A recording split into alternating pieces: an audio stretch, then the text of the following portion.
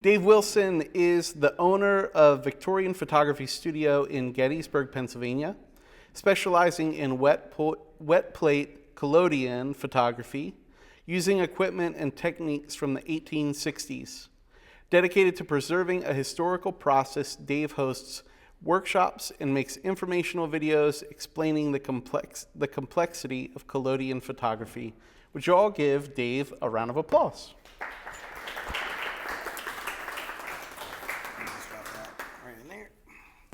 Clip that on you. Okay. Will that be Oh, in that's your fine. way there? Not at all. That should be good. All right, I'm gonna tuck the rest of this. All right, so as I was saying earlier, I lost my voice earlier in the week, so we'll see how far I make it. All right, so my name's Dave. I didn't start out as a photographer. I've had a very varied background in different careers, from being a farmer, truck driver, warehouse manager, engineer, Zamboni driver, and ice technician. I do a lot of different things. I wear a lot of different hats, and I kind of just stumbled into this process. I'd done Civil War reenacting when I was younger and had many of these plates done for me before, and somebody was looking to get out of it and suggested that I get into it. And so with no photographic background whatsoever, I thought, sure, why not be a photographer for a living? And so that's kind of how I stumbled into it. And I've found the more I do this, the more that I get into it, that was actually probably a benefit of not having a lot of photographic background and rules to work through, because this process kind of breaks a lot of rules when it comes to photography. And there's a lot of things where it's a little easier to just shoot from the hip and just work through things. I'm not so concerned about, specifics and mathematics when it comes to this process, because there's a lot of things about it that even if you do it the same thing over and over and over again, sometimes it just does whatever it wants. So you have to kind of roll with the punches when you're doing wet plate. Getting into wet plate is like the second type of photography. Photography gets invented in the 1830s. Around 1833, there's a man who had just about figured it out, and then he passed away. And his student, Louis Daguerre, is the one who finished up his work and figured out how to make the daguerreotype. The daguerreotype, as far as shooting on this camera, very similar to the process of what we're going to do today. However, the methods are a little bit different. Daguerreotypes are shot on a copper plate that's been electroplated with silver and then buffed to a mirrored finish. And then they're sensitized with iodine. And then after you shoot the plate, then you boil mercury and you mist mercury vapors up onto the plate to develop it. They look great. They're stunning when you see them in person. They're way too dangerous for me to do. I don't have good enough insurance to do daguerreotypes. I have the stuff to do it. Well, I had the stuff to do it. I gave it away to another photographer. It's just one of those things. It's so complex, so dangerous, so expensive. I'll let somebody else do that. There's probably maybe 4 or 5 practicing daguerreotype artists in the U.S. right now, and that's probably about it. It's a tough medium to work in. Now, as far as wet plate goes, wet plate comes around in the late 1840s, 1849, 1850. There's 2 guys who kind of figure it out at the exact same time in completely different places. Frederick Scott Archer and Henry Fox Talbot. They've both figured out a way to use collodion emulsion to trap silver nitrate and then let the light come through the lens and tarnish the silver. They figured out a way to do that on glass and on tin and on paper. So I'm going to kind of walk you through the whole process, start to finish, of how we're going to shoot on a 1860s camera. The lens that I have is from 1868. It's an English portrait lens from the Dallmeyer Company. A lot of the lenses that I find out there for sale that are still around and kicking, I find a lot of Dallmeyers. So as far as I know, they were pretty good. They're a pretty good lens company, and I've been very happy with the Dallmeyers that I have. The box that I have at this point is mostly a reproduction camera. It started its life as like an original 1870s Anthony camera, but I've broken it so many times and put it back together that it's mostly toothpicks and glue. So when you do this kind of work, when you're shooting wet plate, you kind of have to be a little bit of a MacGyver and make your own stuff as you go. There's not a lot of places or resources to make the stuff that we need. So the way this whole thing works, we're going to start from the very beginning. We're going to take a blank piece of tin. I use, when I'm on the road and doing this out for clients, I usually use black aluminum. What they would have used back in the 1860s would have been an iron sheet that would be japanned. And the japanning process, I don't do too often. I'm trying to remember all the chemicals that go into it. It's lamp black, turpentine, and what else goes into japanning? Is that about it? I'll say. Yeah, oh, you buy the store-bought stuff. All right, yeah. I've japanned, when I used to do reenacting, I would make a lot of stuff. So I've japanned like belt buckles and stuff like that. And it's a horribly smelly process. You got to really air out your area that you're doing it in. Now, this whole process is a smelly process. There's a lot of chemistry in here that's a little bit pungent. So if you make it upstairs to see our setup upstairs, you kind of catch a little bit of a whiff of what we're doing. So we're going to use a piece of blank tin that has a black backing to it. The black backing is important because the collodion that we're going to put on here, it's basically transparent. You need something dark behind it. So if you shoot on glass, you're going to have almost a see-through image. You need to put something dark behind it so those tones show up. What we're going to use is a chemical emulsion, just commonly referred to as collodion, but it's about 6 different chemicals. The main one being plain collodion USP, which we still use today in the medical field. It can be used as a wound dressing for like irregular wounds. It's almost like liquid bandage. It's cut with ether and grain alcohol to make it pour a little bit smoother and a little bit cleaner. And that, what is the base, did you say? collodion, COLLODION. Yep. Also in here, we'll put a couple different bromo-iodized salts. And these can vary depending on what your light situation is. When I'm shooting indoors and I know I'm going to have a lot of artificial light, I use 2 different bromide salts. I use cadmium bromide and ammonium bromide, and those bring out stronger midtones. And then using iodides are going to bring out your contrast. So I use potassium iodide in my mix. When I go out on the road, if I don't know what my light situation is going to bring, I might bring a couple different recipes of collodion just to kind of work with the different variables.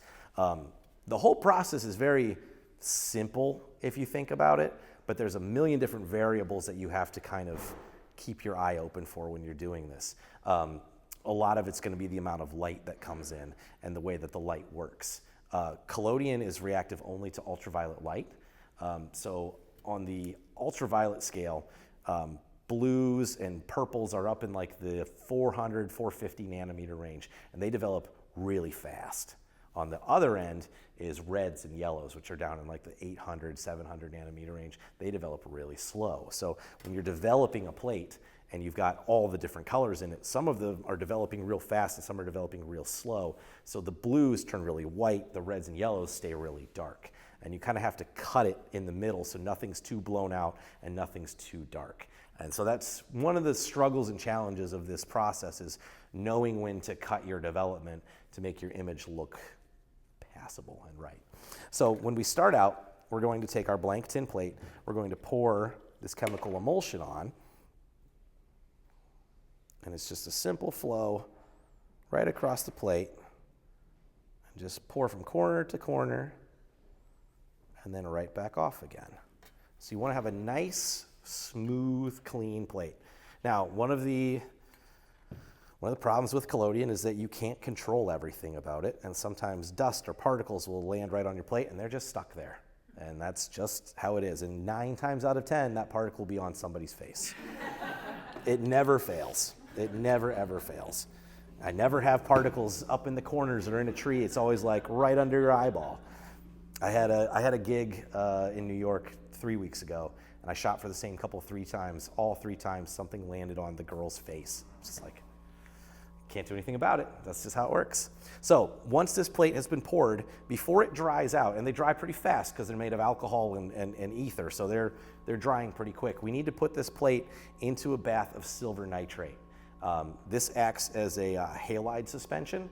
So what it's doing is it's collecting all these little bits of silver to make a nice smooth plate. Silver, especially silver nitrate, when it reacts to sunlight, it tarnishes and turns black. I don't know if I got any silver stains on me. If I ever get it on my skin, it'll turn black for like 7 days or so. It just, photosynthesizes and turns dark. That's what we want to do too. As early as like the 12th century, they were figuring out that you could do what's called sun drawing with silver. And so this is just kind of a sped up, amped up process of that. So once this is sat in the silver nitrate and become photosensitive, we're going to get it out of our darkroom to the camera. And to do that, we're gonna put it in this shuttle box where we have a plate holder in here. And it's gonna go right in there so we can get it from the darkroom to the camera. So once we've focused up our subject, we just open up the camera here, and we're gonna place. You put it in a silver bath in a dark room. In a darkroom, yeah. I didn't bring the whole darkroom down. We're just kind of getting the, you know. Red light dark room. Yeah, red light darkroom, yeah. So you're getting to see what happens in the darkroom without there being a darkroom. So when the plate is in the back, we're going to lift the dark slide, and that's going to expose the plate directly behind the lens. So the lens is focusing the light.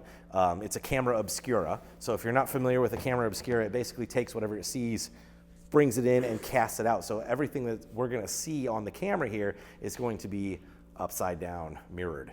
All cameras do that. Most cameras that you have right now have, you know, something automatically focusing and switching it around so we see it the right way. Our eyes do the same thing. Our eyes are cameras obscura, so we can see everything upside down, but our brain flips it in our heads for us. So once we have put this plate into the back of the camera, when we're shooting outside, a lot of times what we have to worry about is the strength and the color of the light. On a kind of overcast day like today, this is actually a really ideal light for wet plate collodion. You really want kind of blue tones for the light that you're working with. Golden hour is not great. It ends up usually having a harsher contrast. So when we're shooting with the light outside, we're gonna be picking different apertures to put into the lens. A tight aperture is gonna make the focus and the focal depth really, really strong and really, really deep. The problem is it doesn't let a lot of light in, so you really have to extend your exposure time. Now there's a lot of myth that goes around with this type of camera and how long exposure times were. I get a lot of people who come like, oh, we have to sit for like 4 or 5 minutes? Like, the very, very earliest Becquerel style daguerreotypes, they were probably shooting in the 3 to 4 minute range, but by 1840 they developed the Petzval portrait lens, which is a 3-tiered lens that really focuses light and it gets a really fast lens. So by the time they're really learning how to do portraits with these, exposure times in studios are probably no more than 30 seconds. And I see a lot of advertisements from the 1860s advertising 2 to 4 second exposures. So depending on the light, depending on your chemistry, exposure times, even back then, were fairly short. They're long as far as like what a camera does. Like when we click a lens, it's, you know, a fraction of a second. But as far as sitting there, like they don't have to be that long. Now, if I'm gonna use a really tight aperture, something like this, that might bump my exposure time up into the 40, 50 second range. Not so great for portraiture. It's great, you know, for landscapes, buildings, stuff that's not gonna move. You can get all that really, really crisp detail. The lenses that we use and the way these cameras work, I always compare it to like a 1 million megapixel camera. It'd be really super sharp, but at some point when you zoom all the way into a 1 million megapixel camera, it's still just a collection of squares. The way this stuff works is we're shooting on like the molecular level, and so you can zoom to infinity with these. If you get everything tight, if you get everything focused where it needs to be and shot with nothing moving, the detail is just immaculate with these. So a lot of times when I'm shooting portraiture, I kind of want to keep my exposure time low for my sitter so that they don't have to sit any more than like 4 to 5 seconds. So I tend to use a wider aperture. That also, I can sharpen in on the subject, and if the background's kind of busy, leaves that just a little softer so that the subject really pops. With no color to kind of differentiate, I really have to work on tones and patterns to really differentiate between how everything looks. So once I've picked my aperture and decided on my exposure time up in my head, I'm gonna just open the lens cap for however many seconds I need to shoot it and close it right back up. That's all the more taking a photo is. It's just open the lens, close the lens. Is the aperture behind the lens? The aperture is actually like right in the middle of the lens for this one. I think I can turn it a little bit so you guys can see. There's a slot right in here. I just drop the aperture right in. Now there's some of them that have like an iris that usually comes like around the 1870s. There's be some of them that have an iris that you can just turn it and it'll open and close. They hadn't figured that out yet by 1868, at least not for this one. So, excuse me. Once I've shot the plate, I need to develop it before it dries out. Speaking of drying out, I've been talking a lot today. All right, when you get into the darkroom, we're gonna pretend I'm in a darkroom right now. We're gonna pull the plate out, and the plate is not gonna have an image that I can see on it. That's what's called a latent image. The silver has been tarnished by the light, but I can't see that yet. So to draw that out, to pull it out, excuse me, I'm gonna pour on a developer that's usually made of glacial acidic acid, ferrous sulfate, and grain alcohol. We're gonna pour that right over the plate and then slowly watch the negative come up. And this is the make or break part of shooting these types of images. If I cut it too early with the water, it'll be really dark. If I let it roll for too long, it might be blown out, washed out, depending on the exposure time. You can really kind of ruin an image by not developing the right way, even though you expose it well enough. So once we've done that, excuse me, we're going to have what looks like a negative. And I've got one ready right here. And so the plate's gonna look like this. It's just a very thin chemical gel. So if I ran my finger across it, it would wipe right out. The plate, nothing's happened to the actual metal. This is just a thin chemical gelatin sitting right on the plate. And people always ask like, oh, well, it's a negative. How can you have this out in the light? It's not technically negative. It's actually a positive. And there's one more step that goes to this called fixing. And you guys can all come up around the table here because you can watch this process happen. We've prepared a shot so you guys can watch the good part here. Oh, excuse me. You guys can come all around the table here. I'll move the camera out of the way. There we go.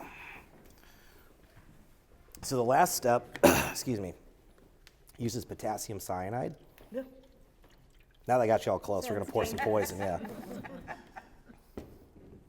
So we're gonna take our plate, and when we put it into the cyanide, it's gonna eat away all the undeveloped salts and silvers. You can film this part too if you'd like. And you're gonna watch it. Excuse me. I'm gonna watch it change. Is there a limit to it? Will it simply self-stop? If I leave it in for too long, it'll eventually get darker and darker and darker. But I use a pretty weak strength of cyanide, so it would take hours for it to really be a problem.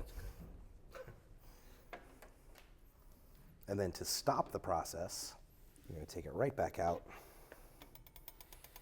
and put it right back in the water. And then your plate is all finished as far as the developing part. So what I do next is then I'll dry the image. I usually put it in a little oven or rack or something like that. And then when it's all ready, then I'll coat it with a gum sanderac varnish and that'll protect it.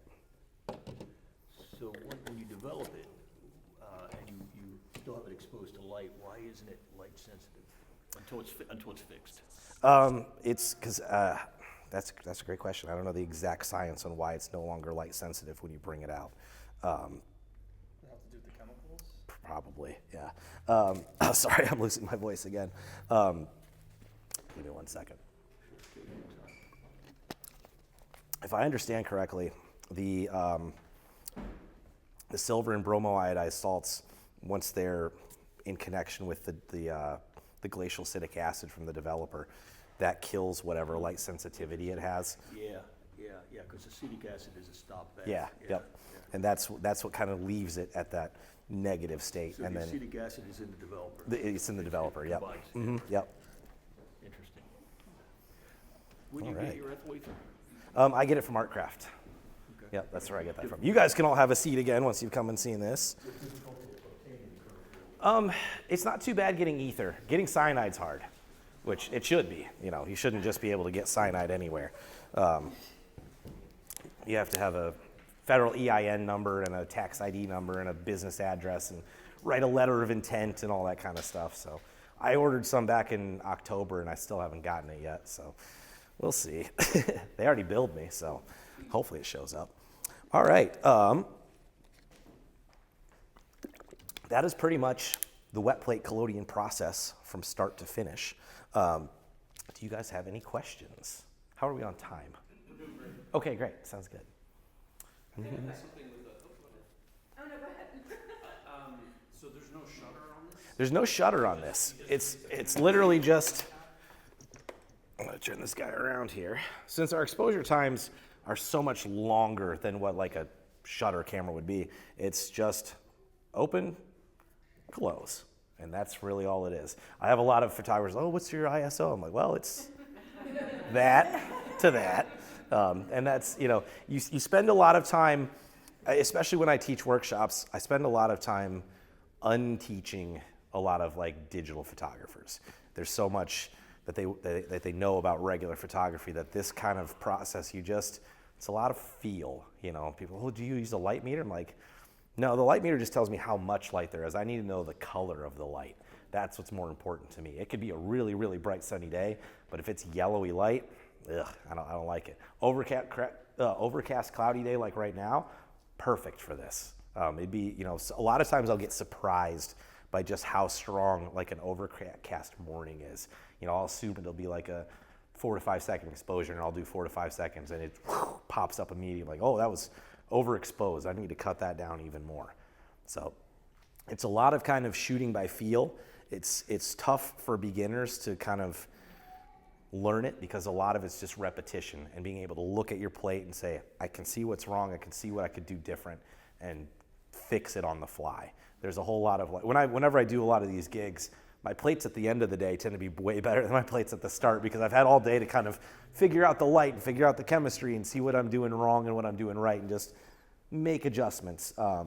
John and I did a gig together down in Charlottesville, and it was like 90 degrees outside or whatever, and my developer was not liking that at all. And it was just going way too fast for me to be able to really cut it where I wanted it to. And our friend Emily, who was helping us, she said, oh, cut it with more water. Spread out the development time. So I started doing that. All of a sudden, my tones are looking a lot better again. I'm starting to be able to cut it without blowing them out. It was a hot, bright day, and it was just really tough to get shots that weren't washed out. So you just make a lot of adjustments on the fly as you go. It's one of those processes that, like, it doesn't matter how long you've been doing it, you can't just kind of mail it in. Every shot you have to think every part of it and worry about every part of it. There's no just like, I'll just do this and this and this and this. It's always a little bit of work. You always have to be focused on it to make sure you're getting it right. You ever try shooting with a strobe? Yeah, I'm actually shooting with strobes upstairs today. This was a strobe shot. When I go on the road, I never know what my venue's gonna have for light. I went to a New Year's Eve thing in Richmond, and the room was only lit with red light. So they were actually like darkening an already dark room. I was like, you guys could just turn the lights off. That'd be better for me. So, I had tons and tons and tons of strobes. I think I brought 6 different strobe lights today. I'm only using 4, and no fill lights because the light upstairs is gorgeous. So I just did, I was out in Wisconsin 2 weeks ago, and we were just in like a hotel conference room, and all the interior lights are yellow. It's like, all right, well, now we got to work. We don't have any natural light coming in. Everybody at that convention wanted head-to-toe shots. And strobes are powerful, but they're short range. They poof, but it just kind of scatters. It's like a shotgun. So it's hard to light a whole body with strobes. So I have to have a whole bunch of different fill lights. So my shots on Thursday weren't as great as my shots on Sunday. I'd kind of figured out my lights by then. So, and you had a question? Yeah, it was really about smiling. Oh, right. So when you were saying that the timing was actually shorter than most people. Mm-hmm. So when did people start to smile? Is the reason for no smiling was because they had to sit there for a while and be very still? There's a couple. I mean, there's no like right or wrong reason on why smiling wasn't a thing. Part of it is because there was no precedent for smiling yet. If you had an image of yourself made pre-photography, it was a portrait that was painted, and nobody's standing up there and smiling for a portrait. This is essentially just quicker portraiture, so why would you smile for that? So even in today's time when you're going into these events, nobody wants to smile, correct? Everybody It's hit or miss. I tell people, like, yes, it's a Victorian process, but you don't have to do a Victorian photo. Yeah. Now, at my Gettysburg studio, we do full extended exposures with continuous light, so it's usually in the 12-second range. I'll put posing stands behind your neck to hold you nice and still. So it is kind of like, maybe I shouldn't move at all. You know, it's not a real smiley thing to do. There are still people who do, but you know, if you're trying to look period correct, then you know, just a light, pleasant smile is about as much as it is. Does anybody know who the first president was that smiled for their presidential portrait?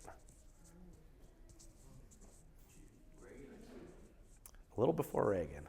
It was Eisenhower, and that was 100 years after photography had been invented. So smiling for formal portraits didn't catch on for a long time. My great-grandparents, they passed away in the late 90s. They were born in like 1906.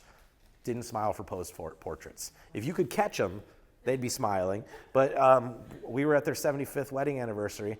We're like, okay, can we get a picture? And they just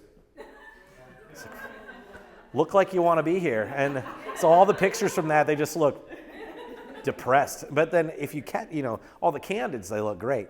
Now, I've been kind of looking into it. It's like, all right, well, when did smiling really start catching on?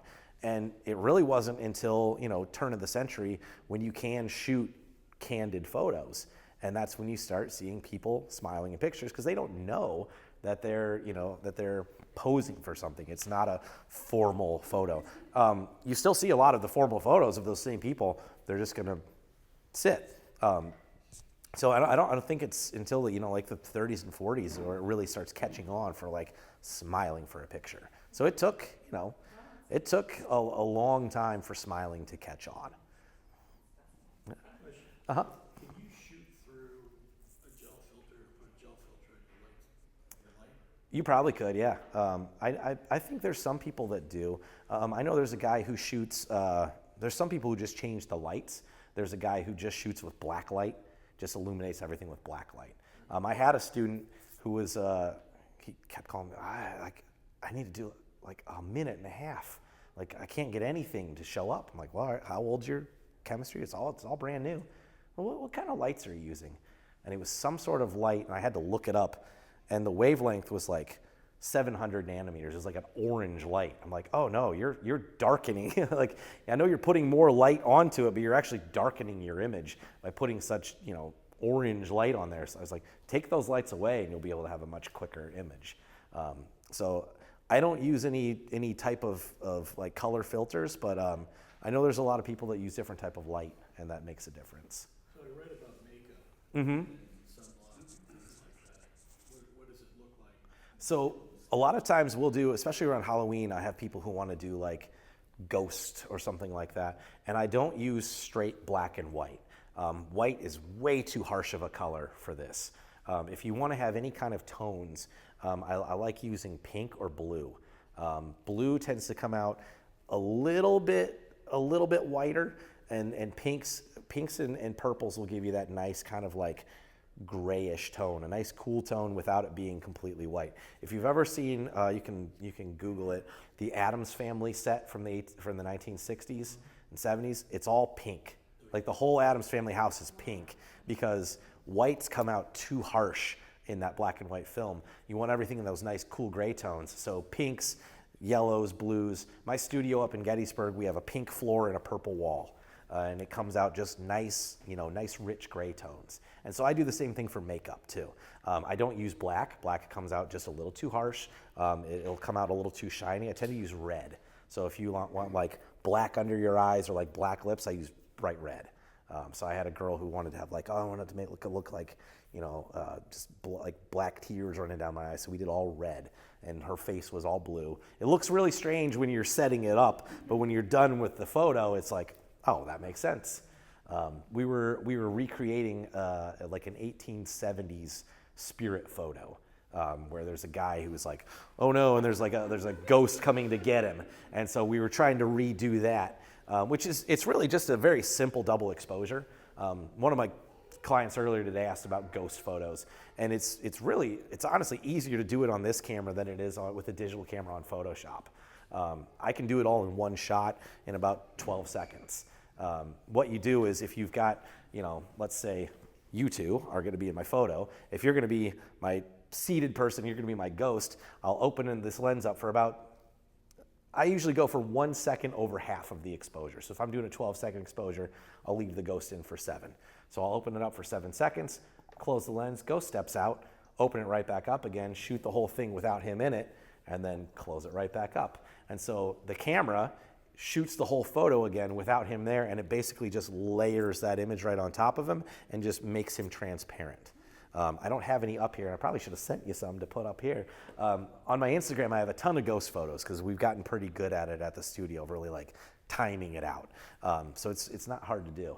The hard thing that I've been asked to do a couple times is have only one person be both the subject and the ghost. And that one's tough because you have to use different colors. White develops really, really fast.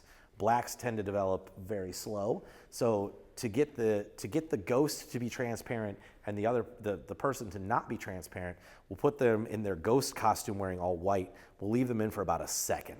And then that means that, like nothing else is going to be transparent. So put the ghost in for a second, change clothes really fast, have them sit down and be scared of themselves, and then leave it open for about 10 seconds or so. And yeah, it works out pretty well. I had a film shoot ask me if we could do it, and I was like, I don't know, I've never tried it. And so we kind of did the math in our heads, and we're like, all right, if we can do this, and we had like a NASCAR pit crew ready for the clothing change, and we, ran right through it and made it work. And it's not something I do often because it's hard, but it is doable. So, all right. So one more lighting question. So Yes. So glasses. Uh-huh. So that's been a problem recently in the last 5 years. A lot of glasses have UV blocker in them now. And this camera only works off of UV. The first time I shot somebody who had UV blocker, normally my glasses are old enough. As long as I don't get glare on them, they can be okay. But modern glasses with that UV blocker blocks all the UV, and so it comes out really dark like sunglasses. And so the first time I shot one, I was like, well, that can't be right. And I looked at no, she's got regular glasses, and why do they look like sunglasses? And then she's like, oh, I just got those new UV blockers. I'm like, that'll do it. I also had a girl, I was doing an outside shoot in the summer, and her and her boyfriend, both fairly pale skinned, shot the picture of them, developed. She came out really, really dark. I was like, whoa, what, do you have, some skin tones that I don't know about? What's your ethnic background? A lot of times, different ethnicities with yellow and red pigments in their skin will come out a lot darker because it's pulling those yellow tones. My partner is Hispanic. She's pale as a sheet of paper. But if you shoot her on a wet plate, she gets a very bronze tone because it's all that yellow undertone going on in her skin. It's one of the unique processes that this camera can do. But that girl had UV blocking sunblock on. And I was like, oh, that's probably why. So she went and rinsed off as much of it as she could and came back. We shot another picture, came out great. So that was the first time I'd ever run into, because she was pretty pale and really slathered it on. It was the first time I'd ever run into that. I couldn't figure out right off the bat. I was like, why are you so dark? And your boyfriend's not. You're both the same tone. So this camera will pull out a lot of things that our eyes don't normally see. I have red color blindness. So much like this camera, I don't see red very well. I can't tell if you're blushing. I can't tell if you've been sunburned. I can't see rosacea. I can't see red highlights in your hair. I can't see any of that stuff. I didn't know her hair was red until I shot her tintype and it came out flat black. I'm like, you got red hair. So this camera actually helps me with my color blindness because it will tell me, like, if I don't know if your shirt's blue or purple, I'll shoot it on this camera. If it comes out really pale, it's probably a blue shirt. If it comes out like a medium gray tone, it's probably purple. So this camera actually helps me out learning my colors.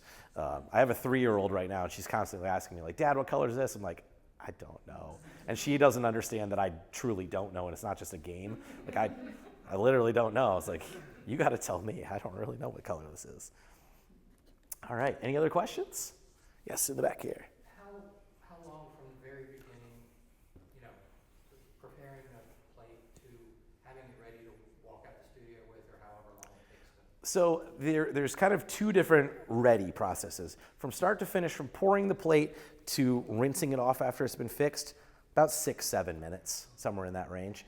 After that, I dry it, varnish it, bake it. That's another like 20 to 30 minutes. I usually tell my clients, come back in 30 minutes. That gives me enough time to forget to do their plate, then do it real quickly before they come back. And you're like, oh yeah, it's ready. I had it ready to go the whole time. So yeah, the drying time kind of depends on the heat. Like if I'm shooting outside, I use the sunlight. Sometimes it takes a minute. Sometimes it's poof, ready to go right away. But as far as the actual process, kind of also depends on the shooter as well too. There's some people who swear by leaving their plates in the silver bath for 5 minutes or longer. I don't like leaving the plates in the silver for more than 2 minutes. I've found leaving them in the silver for 5 minutes or longer, it kind of gets, I know this sounds dumb, kind of looks too silvery. It almost gets like a dusty sheen to it, and it's a little flatter. I don't really like the way it looks. Some people love it though, they swear by it, and everybody kind of has their own taste. I've worked with dozens of other wet plate artists. Nobody shoots the same way. Everybody has their own little things that they do. We all learned different ways. Most of us are fairly self-taught because, there's not a huge demand for this, so everybody's kind of got to figure it out as they go. It's really cool, actually. Thank you. Everybody's individual. Yeah. What was your question? Can you shoot like a ghost, like a same person, like a ghost, and then like the person, and then you get the person just in the same, the same person is just in the same position that they were, Yeah. Yep. You can do that. like kind of behind them. Yeah, I've shot some stuff like that before too. I did another cool one where we were out in a cemetery and I had a girl lay down like this in front of one of the stones, and I had her in for about 5 seconds, and I rolled her out and rolled a plastic skeleton in exactly where she was, and then shot that for about 5 seconds. So it's like you can see her body and her bones inside her at the same time. There's some people who will do like hand over their face and then move it away, so like their eyes are coming through their hand. There's a couple. There's a lot of tricks you can do. They knew what they were doing back then. They could figure out all kinds of ways. There was a guy named Mumler who was pretty famous for making spirit photography, and a lot of people believed that that's what they were finding is their actual spirits. And the crazy part is nobody ever figured out how he did it. Like there was even went to trial. They're like, this guy's a shyster, and they even sent other photographers in. And what bugs me about the trial is the photographers went and they watched him in the studio shoot the plate, and they're like, well, there's no ghosts in here. And then they left. Nobody stuck around to watch him develop the plate. I'm like, well, that's where you figure out what he's doing. And so I read the court transcripts. I'm like, why did nobody watch to see like what he did? Why didn't you stick around for the whole process? Like, well, I didn't see anything. I guess the ghost just showed up. What I think he was doing, because I've never seen a physical glass plate of Mumblers. I've only seen what's called CDVs or cabinet cards. They're albumin plates or albumin prints. Essentially what you do is you shoot a glass negative, and then you sensitize paper and place that glass negative over that, put it out in the sun, and it'll cast onto that paper. That's all I ever find of Mumblers is these albumin prints. What you can do with albumin prints is use multiple negatives. And I think that's what he was doing, is he was taking the one that he shot, and he had just a bunch of random negatives around, and he would layer them in for a short amount of time and leave these ghosts. Especially because a lot of people said, some of those ghosts look a lot like people we know. So it was like, well, I've seen that guy around town, and now he's a ghost in this picture. The real famous one was that he did Abraham Lincoln peering over Mary Todd Lincoln's shoulder.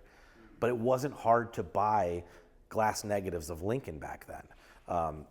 What a lot of photographers figured out is like, if I shoot a tintype, I only have one. I can't make more. I can only sell it once. What I can do a lot of is shoot a glass negative and make a ton of prints.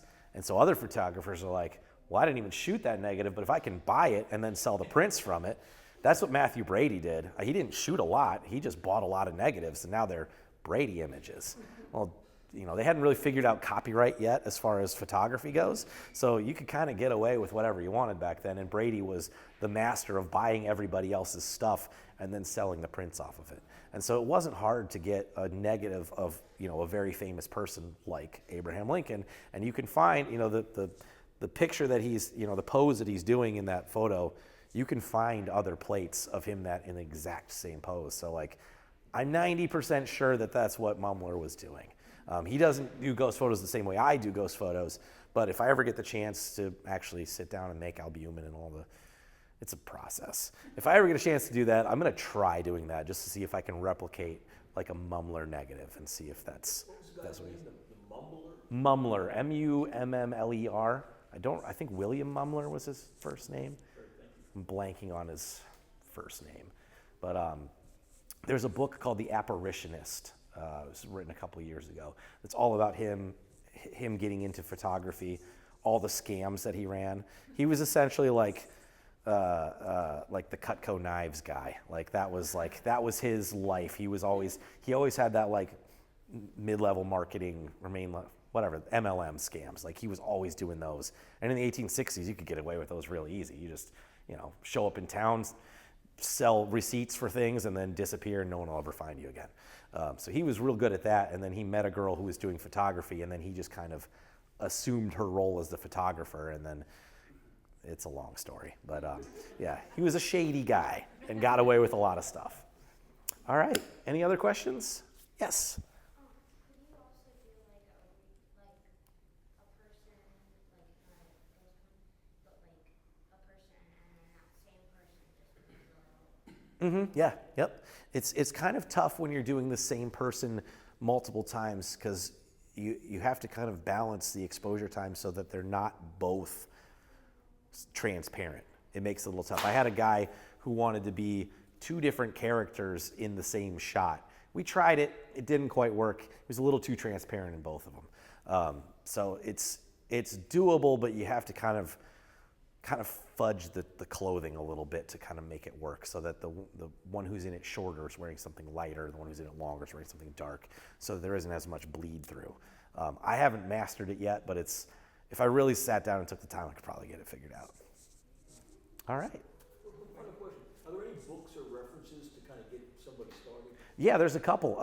If you want to go all the way to the back, there is a book called The Silver Sunbeam, which was published in 1864.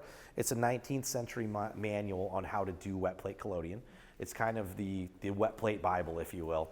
It's every single thing from the process to the equipment to mixing of chemicals, making your own chemistry.